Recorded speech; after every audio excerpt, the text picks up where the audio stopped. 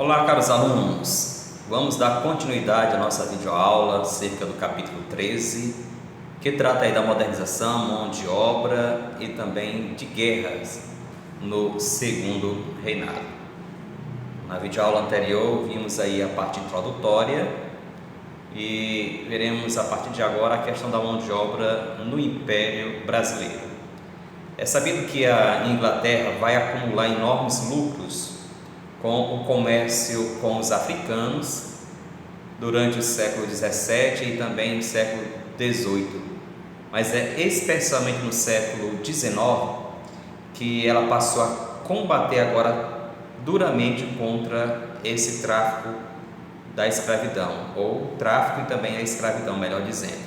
Então percebe que a Inglaterra a priori ganhava dinheiro com a escravidão, com o tráfico negreiro, e agora no século XIX ela vai combater. Então o que estaria por trás dessas intenções, ou melhor dizendo, o que estaria por trás dessa ação da Inglaterra diante dessas atitudes? Primeiramente, os interesses da Inglaterra por esse mercado agora capitalista que surge a partir desse momento. País líder da Revolução Industrial, a Inglaterra, ela começa a ampliar os seus mercados consumidores e para vender os seus produtos industrializados. Então, com o fim da escravidão, o dinheiro que era gasto ali na compra de escravos seria agora utilizado para adquirir os manufaturados ingleses. Então, além disso, desde a abertura dos portos à Inglaterra, mantinha aí a Inglaterra com o Brasil um intenso comércio que se multiplicava, e os trabalhadores brasileiros começaram a receber salários, e isso era bom para a Inglaterra, uma vez que ela agora tinha uma ampliação do mercado consumidor brasileiro. E vamos perceber agora o cronograma de como se processou essa questão pelo fim do tráfico de negros africanos e também a reação do governo brasileiro diante da pressão inglesa com relação a isso. Em 1827, por exemplo, a Inglaterra vai exigir que o governo de Dom Pedro I extinguisse aí o tráfico negreiro no prazo aí de 3 anos, como condição para reconhecer a emancipação política no Brasil.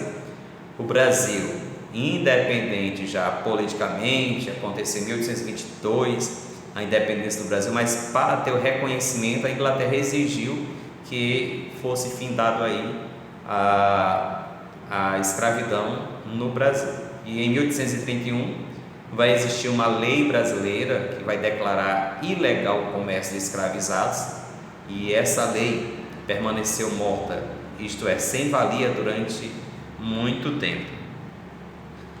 A questão ainda da mão de obra estava envolvendo aí nesse processo de transição. Em 1845, o parlamento inglês vai aprovar a Bill Abbott, que vai ser a Declaração de Direitos Ingleses. Essa lei ela tinha como proposta pelo ministro inglês George Abbott para autorizar a marinha inglesa a prender ou bombardear os navios negreiros e a levar os contraventores para serem julgados na Inglaterra. E aí a Bill Abbott foi uma represária, aliás, a Tarifa Alves Branco, que tinha elevado aí as taxas dos produtos importados, o que contrariava aí os interesses ingleses. Então a Inglaterra se sentiu prejudicada quando o Brasil decidiu na Tarifa Alves Brancos aumentar o imposto sobre os produtos ingleses. Como retaliação a isso, vem essa lei proibindo o tráfico negreiro também. Tudo girando aí em torno do fator econômico, exatamente com essa observação. Então, temos aqui na tabela ao lado, que mostra o número de escravizados trazido para o Brasil de 1845 até 1850. A gente pode perceber que esse tráfico atlântico ele vai se aproximar do fim, e os proprietários passaram a comprar mais africanos para suas lavouras.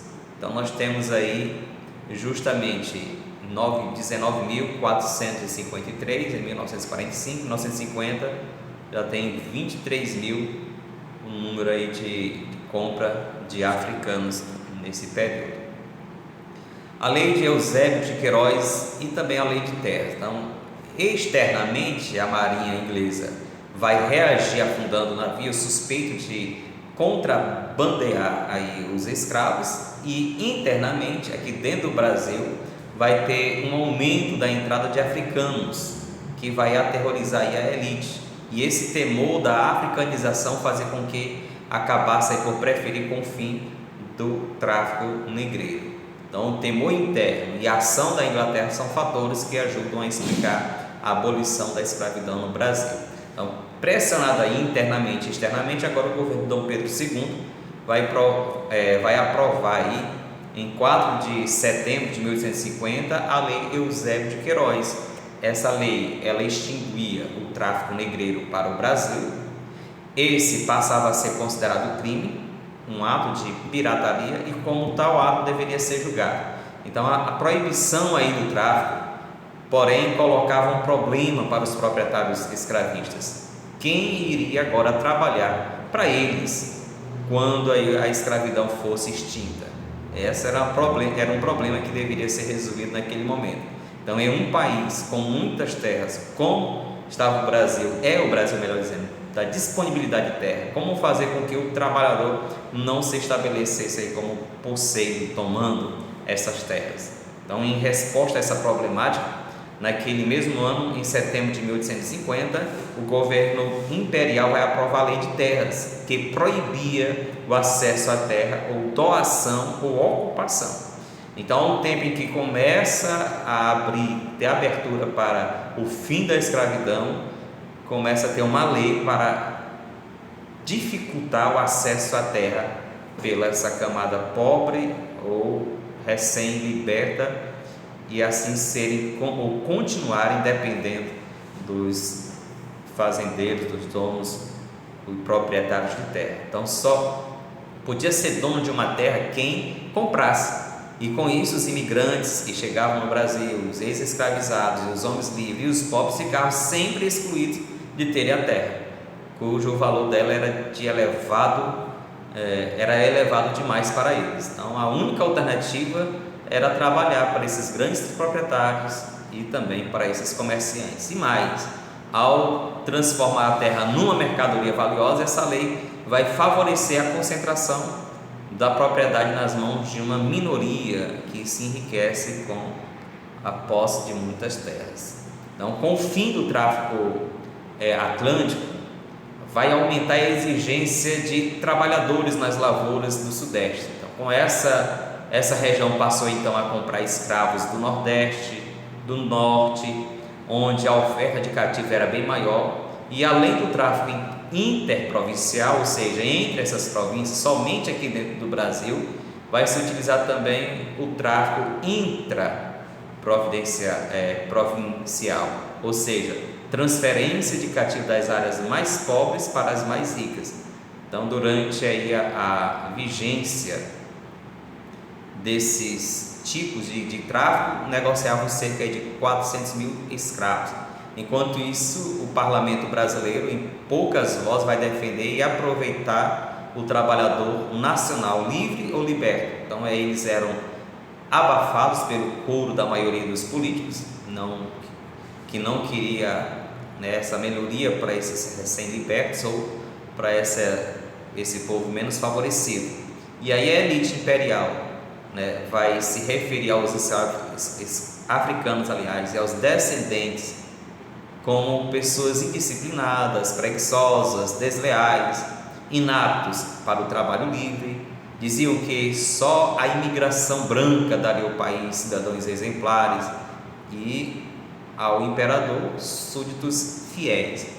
Então, esse discurso que desqualifica a população afro-brasileira, os negros, enraizando cada vez mais o racismo, a ideia de discriminação contra o negro, vai basear justamente nas teorias produzidas na Europa na época, com as quais os negros e os mestiços eram vistos como raças inferiores, e a raça branca como a única capaz de criar a civilização ou fomentar a modernização. Então, essa visão racista dessa elite imperial fez com que europeus, e especialmente o de pele mais clara e católico, fossem os trabalhadores preferidos aqui no Brasil durante esse período.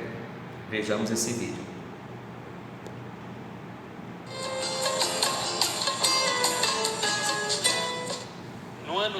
1785, o navio francês Aurora saiu do porto de Malembo, na costa africana, carregado de 523 seres humanos aprisionados. Desembarcou na colônia de São Domingos, na América Central, com 476 desses seres humanos vivos, os quais a partir dali seriam vendidos como escravos.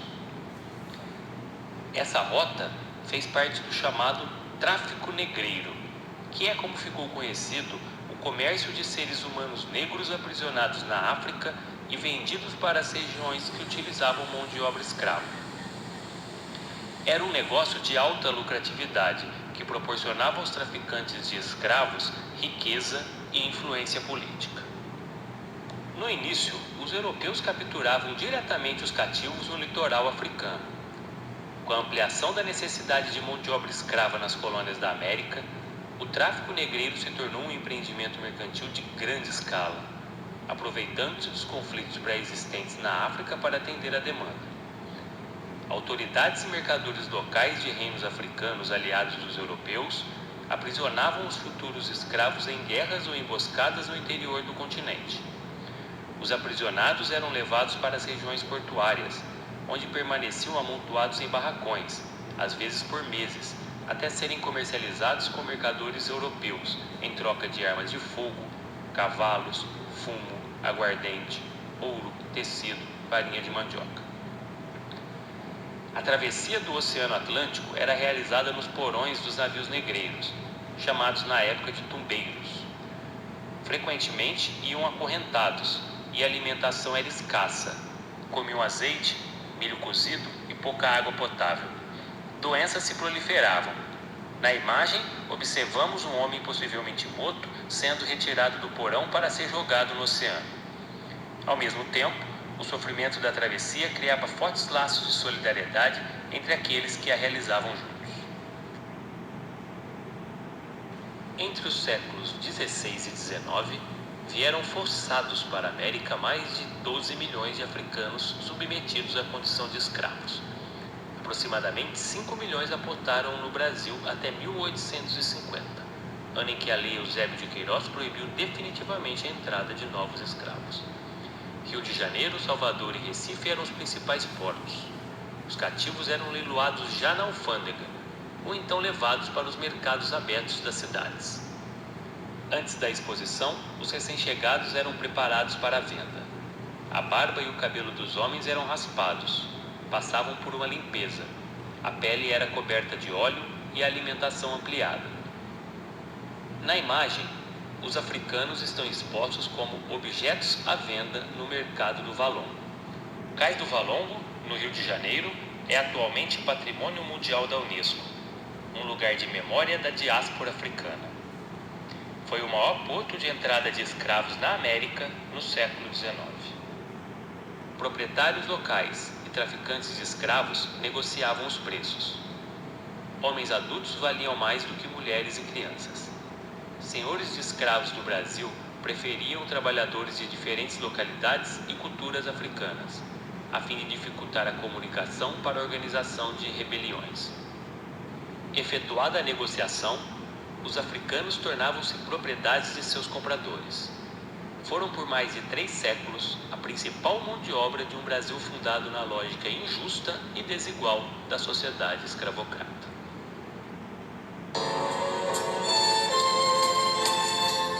Trabalha, meu pai, trabalha o meu irmão, labuta o ano. Aí você viu como era o processo da vinda do negro escravizados para o Brasil. E ao mesmo tempo em que findava esse tráfico negreiro, começa a vir para o Brasil europeus na imigração europeia. Então, os imigrantes no Brasil, vejamos essa vertente da história. Então, a opção pelo imigrante vai ser a solução, como eu já falei no slide anterior, da mão de obra, estimulando a vinda de milhares de europeus para o Brasil. O que vai impulsionar a virem para cá no tempo do Império vai ser a busca de trabalho e também o desejo de ter uma terra própria. Então, eram em sua maioria pessoas pobres que fugiam das guerras na Europa e também da carência de terras agricultáveis, e vinham para um país jovem que tinha uma propaganda apresentada na Europa como um paraíso, com muitas terras e clima saudável, e infelizmente eles foram enganados com relação à exploração desse paraíso. Então, no Império Brasileiro, os portugueses foram os que entraram em maior número, depois deles vinham os italianos. Na Primeira República essa situação vai se inverter, conforme a gente observa aí nessa imagem ou nesse gráfico, na tabela. Então, os portugueses, italianos, eles vieram também juntamente com alemães, espanhóis e russos. O sistema de parceria que houve entre os imigrantes e os proprietários foi idealizado pelo senador Vergueiro, que foi um cafeicultor e político na época. Então, o paulista Nicolau Campos Vergueiro foi um pioneiro aí na introdução da mão de obra imigrante no Brasil. Em 1847, ele vai custear aí a vinda de 80 famílias de colonos alemães, suíços para a sua fazenda Ibicaba, em Cordeirópolis, no interior de São Paulo. Eles vieram para trabalhar no sistema de parceria, ou seja, ficou combinado que os imigrantes cuidariam de certo número de pés de café e de uma roça onde eles cultivariam legumes, verdura para a sua subsistência, e o lucro que ele viesse a obter com a venda do café seria também repartido entre os imigrantes e o dono da fazenda. Então esse era o sistema de parceria, porém não deu certo.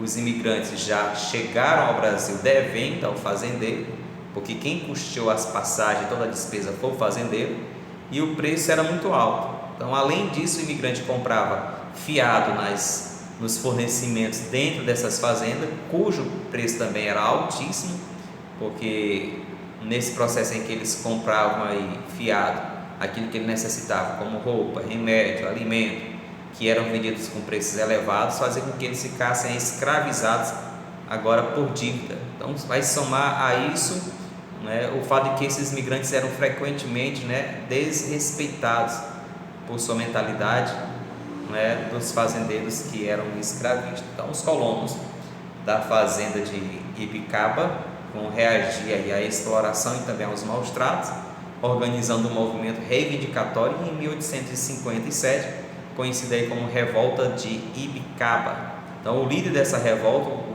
imigrante suíço Tomás, ele vai denunciar com detalhes em um livro chamado aí Memórias de um Colono no Brasil, a opressão que eles sofreram e seus companheiros. Essa denúncia teve uma repercussão lá na Europa, o que vai causar um desgaste da imagem do Brasil, ou principalmente aí do sistema de parceria na Europa, retardando um pouco mais a vinda de outros imigrantes. Então, em 1871, o governo paulista começou agora a pagar as passagens dos imigrantes para resolver essa problemática, que vinham agora trabalhar para os cafeicultores, e esses cafeicultores adotavam aí um novo regime de trabalho chamado o colunado. Os colonos, eles recebiam um salário anual, eles podiam plantar gêneros alimentícios e criar seus animais para consumo próprio e vender. Com isso, a imigração, principalmente a italiana, ela intensificou-se na província de São Paulo. Em São Paulo. Então, enquanto os italianos dirigiam-se para as fazendas de café, os portugueses e espanhóis afluíram ali para as grandes cidades como o Rio de Janeiro, São Paulo e Salvador, onde atuavam no pequeno comércio e trabalhavam como artesãos, carpinteiros, ferreiros, sapateiros, alfaiates ou ainda como operários. Nós temos aí uma pintura de Rosa Albino intitulada aí Terreiro de Café, de 1903. Ele vai tentar recriar aí como é que acontecia no cotidiano desses imigrantes. Os alemães, italianos e poloneses que vieram para o sul. Então, desde cedo o sul recebeu esses imigrantes, e o Império vai acolher áreas, né, despovoadas para a criação de colônias, com o objetivo de povoamento e também branqueamento da população e a consolidação das fronteiras. Então, esses objetivos aí assegurar as fronteiras do Brasil, branquear a população brasileira e povoar o território brasileiro foram os objetivos que o Império traçou. Então, uma das primeiras a serem aí colonizada foi da colônia alemã de São Leopoldo, criada em 1824, próximo de Porto Alegre. A colonização alemã também vai se estender a Santa Catarina, onde o pioneiro Hermano Bruno Otto Blumenau vai fundar a colônia de Blumenau. Então ele se empenhou em trazer da Alemanha pessoas das mais variadas profissões. Os 17 primeiros colonos chegaram a Blumenau em 2 de setembro de 1850, sendo a maioria deles no meio rural. Aí o doutor Blumenau, como era mais conhecido, tinha uma única exigência: que todos começassem a vida como pequenos proprietários, artesãos, pequenos comerciantes, ou exercendo aí uma profissão liberal. Então ele não queria ninguém trabalhando como assalariado para um grande proprietário. Com isso, Otto Blumenau ele vai ajudar a implantar no Brasil um novo tipo de colonização, baseado agora na pequena propriedade e também na policultura, introduzindo também um novo tipo de mentalidade, divulgando a ideia de que por meio do trabalho era possível melhorar de vida, coisas que os escravizados não tinham condição, e conseguir autonomia no Brasil daquela época. O trabalho era visto como coisa de escravidão e consequentemente de pobreza. Então a mudança de mentalidade foi de suma importância aí nesse período. Já os italianos eles começaram a chegar ao sul por volta de 1850 e no Rio Grande do Sul fundaram a colônia de Caxias, hoje Caxias do Sul.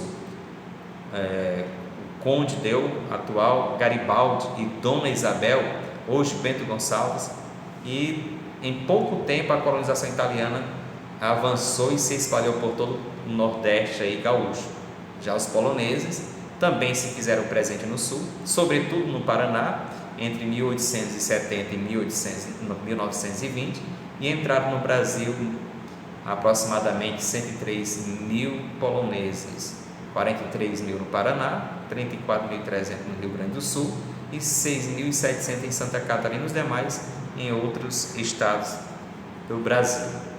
No começo, para esses imigrantes não foram nada fácil. Alemães, italianos ou poloneses, os imigrantes tiveram um começo difícil aqui no Brasil. Lotes que eram reservados a eles ficaram distantes da cidade e as terras nem sempre eram boas para o cultivo dos produtos agrícolas a que eles estavam acostumados, e o isolamento dificultava a adaptação e o progresso desta população imigrante aqui no Brasil.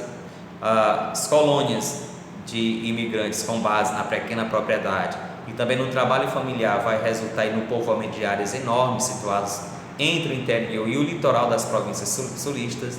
Quanto à cultura material, os imigrantes do Sul eles vão contribuir nas técnicas agrícolas, especialmente no uso do arado, na grade e nas carroças de 4 rodas, dedicando-se à policultura e à suinocultura, criação aí de várias culturas no plantio e também da criação de porcos no Rio Grande do Sul, e a indústria de laticínios e de conservas em Santa Catarina. Fabricaram cerveja, vinho, champanhe, conhaque, a cultura do trigo e da erva mate e a manufatura de tecidos. Malhas também foram assim disseminados por esses imigrantes. Veja esse vídeo.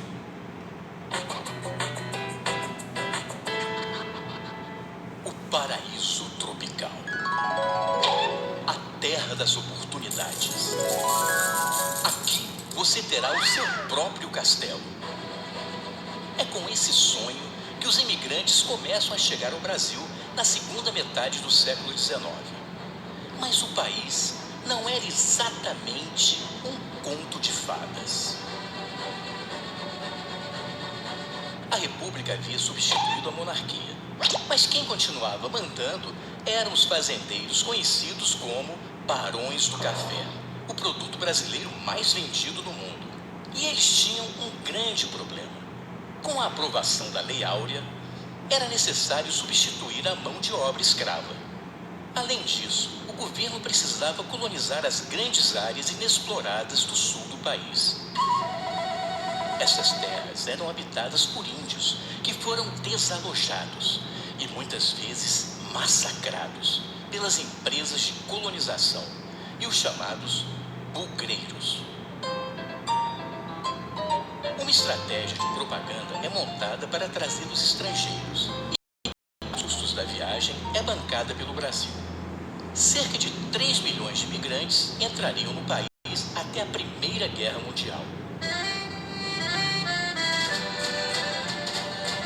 Inicialmente, os que chegam em maior número são os italianos, que vão para as lavouras de café, mas logo se desiludem com as péssimas condições de trabalho.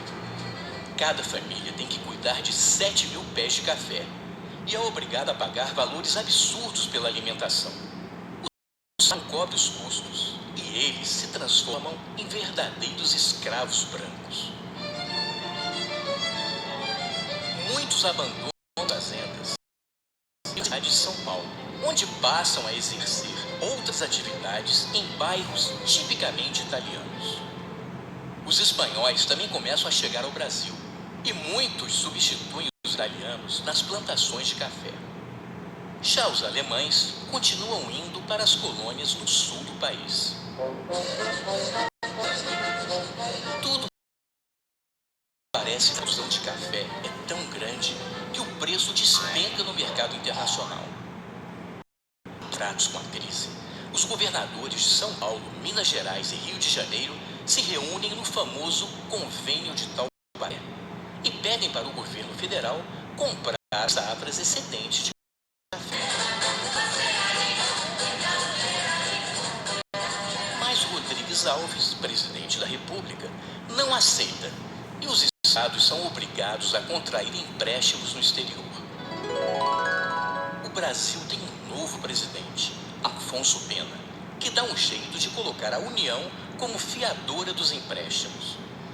Esta socialização das perdas faz com que os cofres públicos paguem os prejuízos dos fazendeiros, que por sua vez vão ficando cada vez mais ricos. O plano até poderia ter dado certo.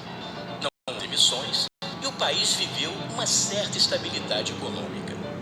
Mas os barões do café, que estavam proibidos de aumentar a produção, fizeram justamente o contrário. Continuaram abrindo novas lavouras só para vender o excedente para o governo. Ninguém pagou a conta e a nossa dívida externa não parou de crescer.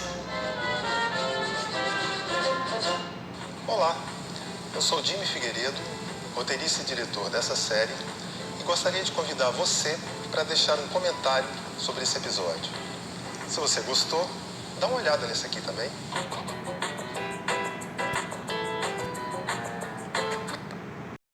Eu aqui falou um pouquinho da República, vai ser nosso próximo tema, mas o que é importante salientar aqui nesse vídeo aqui foi a vinda desses imigrantes e a situação em que eles passaram aqui no Brasil. Agora vamos para a última temática desse capítulo, que fala sobre as guerras, né, entre os países aqui sul-americanos. Então, no segundo reinado, o Império Brasileiro vai se envolver também em conflitos na região chamada Platina, cortada aí por vários rios navegáveis, como Paraguai, Paraná,